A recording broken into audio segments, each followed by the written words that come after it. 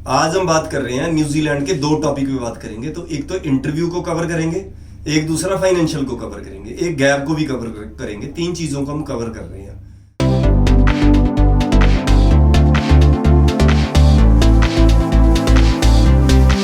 नमस्कार, मैं Rajesh Bansal, hike visa consultant से। सबसे पहली बात करते हैं हम इंटरव्यू के लिए। इंटरव्यू जो आ रहे हैं ज्यादातर 7:30 से लेके 8 बजे के बीच में आ रहे हैं। ये मान के चलना है आपने, सुबह मॉर्निंग में। ज्यादातर पंजाब हरियाणा में बच्चे क्या होते हैं, उठते 8 साढ़े 8 बजे हैं। आपको थोड़ा जल्दी उठना है और आप ये मान के चलना है कि आपका कभी भी इंटरव्यू आ सकता है। अगर आप आंखें मलते मलते इंटरव्यू दे रहे हो तो नहीं दे सकते आप इंटरव्यू। दूसरा, आपने किस किस चीज की तैयारी करनी है। प्रीवियस एजुकेशन की तैयारी करनी है आपने, और जो आगे पढ़ने जा रहे हो उसकी भी तैयारी करनी है, उसमें क्या सब्जेक्ट है। उसके बाद किस तरह की जॉब्स आपको मिलेंगी उसकी भी तैयारी आपने करनी है। और एडमिशन आपने कहाँ कहाँ कॉलेज में डाली थी वो भी आपको पता होना चाहिए। ये मेन चीज है आपकी। तीसरा चौथा रहता आपका फाइनेंशियल के बारे में। अब पहले तो मैं उसकी भी आपको पता होना चाहिए फंड किसके किसके अकाउंट में है।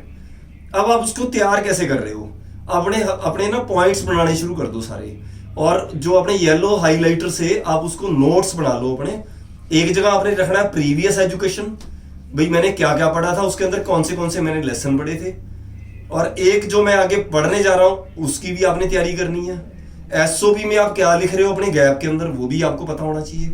जॉब कर रहे हो तो आपको फोन काटने से पहले आपके एम्प्लॉयर को फोन जाएगा, इस चीज का आपने ध्यान रखना है। यानी कि अगर आप दिखा रहे हो अपनी जॉब तो आपका फोन बाद में कटेगा, पहले एम्प्लॉयर को फोन चला जाएगा। यही चीज का याद रखना है आपने। अपनी सही से फाइल लगानी है, सही से तैयारी करनी है, 100% आपका वीजा आएगा। अब फंड में आते हैं। पहले गैप के ऊपर आता हूं मैं। अपने गैप के अंदर जो पेपर लगा रहे हो वो प्रॉपर जस्टिफाई होना चाहिए। कोई डिप्लोमा वगैरह लगा रहे हो तो ऐसे मत लगाओ जिसके बारे में आप बता नहीं सकते। प्रॉपर उसकी इंफॉर्मेशन होनी चाहिए, डिप्लोमे के अंदर आपने पढ़ा क्या। और अगर आप कोई दिखा रहे हो कि मैं कुछ कहीं पे अपना बिजनेस में हूं तो उसका भी आपको पता होना चाहिए। आपकी तैयारी 100% होनी चाहिए।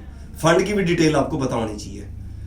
अब आ जाते हैं फंड के बारे में। फंड को आपने तब तक नहीं लगाना जब तक आपके 6 मंथ ओल्ड नहीं होते, पहले साल के फंड। नेक्स्ट ईयर के चाचा मामा ताया किसी से आप ट्रांसफर ले रहे हो अकाउंट में तो आप दिखाओ कि हम ले रहे हैं नेक्स्ट ईयर के लिए पैसा यूज करना है, पर वो पैसे में से ही पेमेंट फिर आपकी जाएगी नेक्स्ट ईयर की। याद रखना आप जो अपने उनको वापिस कर रहे हो पैसा, तो वो आपको कहीं और किसी उससे तरीके से देने पड़ेंगे। इस पेमेंट को नहीं आप छेड़ सकते। या आप क्या भी आपके 15 लाख के फंड है आपके वो पुराने, बाकी आप 15-20 लाख का एजुकेशन लोन लगाओ। आपने प्रॉपर्टी के अगेंस्ट लोन नहीं लेना, पर्सनल लोन नहीं लेना, क्योंकि उसकी किस्त आपके अकाउंट से कटनी शुरू होती है साथ की साथ। और अपनी जो इनकम है फैमिली की उसको मैक्सिमम से मैक्सिमम दिखाओ। आपकी पेरेंट्स की इनकम ITR होनी चाहिए। अपने ग्रैंड पेरेंट्स की भी ITR आप ऐड कर सकते हो, दादा दादी की, नाना नानी को भी ऐड कर सकते हो। और अगर कोई बड़ा भाई बहन है उसकी भी इनकम आप लगाओ भी, अगर वो काम कर रहा है। ऐसे करके सारी फैमिली की इनकम दिखाओ।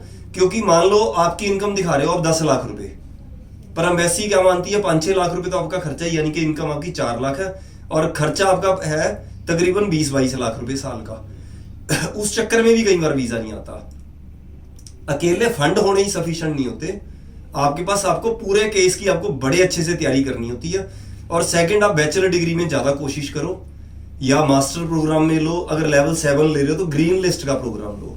सही से फाइल लगाओगे, सही प्रॉपर एक एक चीज के ऊपर काम करोगे तो आपका 100% वीजा आएगा। ऐसी अगर आप कोई वीडियो देखना चाहते हो तो नीचे आप कमेंट भी कर सकते हो, किसी भी फील्ड पे कोई भी आपका टॉपिक है कोई। अगर आप हमारी वीडियो को लाइक करते हो, चैनल को सब्सक्राइब करते हो, सारी इंफॉर्मेशन आपको इन टाइम आएगी। नमस्कार।